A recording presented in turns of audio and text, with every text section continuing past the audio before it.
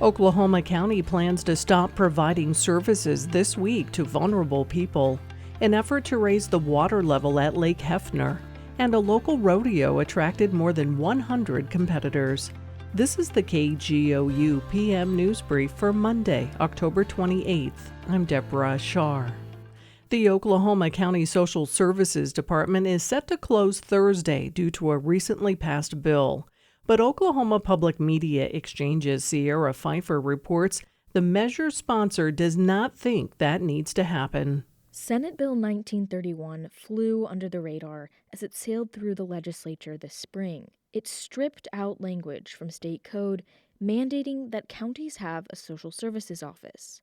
Oklahoma County took that to mean it would need to shut down its social services department. That will happen on Thursday. Republican Senator Chris Kidd authored the measure, and he says he didn't intend for the department to close. They could offer these services still. We just removed the mandate. Oklahoma County officials disagree. They say County Attorney Vicky Bahena gave them legal advice to close the department. With the department's closure, the county will lose services it provided for people living in poverty, experiencing homelessness, and the elderly. I'm Sierra Pfeiffer. Oklahoma's top election official says voters should feel safe when they cast their ballots this year. The statement comes after the recent arrest of a man accused of plotting an Election Day attack. State Capitol reporter Lionel Ramos reports on security measures taken at the polls. Paul Zierix is the Oklahoma State Election Board Secretary. He oversees operations and preparedness in all 77 counties. He says planning for the security of polling places and county election offices is routine during election season, regardless of threats of violence or terrorism. I'll give you an example. Recently, the State Election Board coordinated what's called a tabletop exercise, which is where you gather around and you simulate various scenarios on paper. Election officials, alongside local, state, and federal law enforcement, walk through various scenarios, including acts of terror. We had that planned before we even knew about this threat that was disrupted. He says the goal is constantly improving security, readiness, and communication. I'm Lionel Ramos. Water from Canton Lake in northwest Oklahoma is now arriving in Oklahoma City to boost a dwindling Lake Hefner. We get details from Oklahoma Public Media Exchange's Grayson Wheeler. Lake Hefner is where OKC stores about 40% of its drinking water, and right now it's about 7 feet below normal. After coordination between the city, state officials, and Canton community members, the Army Corps of Engineers, which operates the Canton Dam, began releasing water last Tuesday.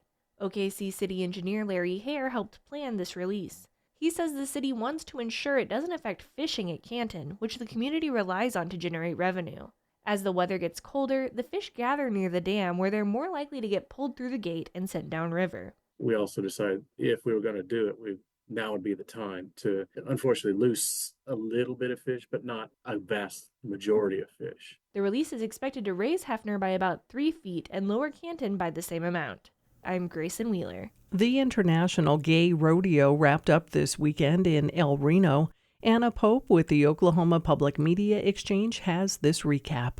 Dirt flies as horses gallop through the 36th annual World Gay Rodeo Finals in the Canadian County Expo and Event Center. There are 10 traditional events at the World Gay Rodeo Finals, but there are also some you won't find many other places, like a goat dressing contest. Mark Christensen is the rodeo's director. He got into the Great Plains Rodeo Association while in college. We are about family, and that's one of the things that a lot of folks don't understand, and that's what we are about. We are about family, and we're going to take care of our families.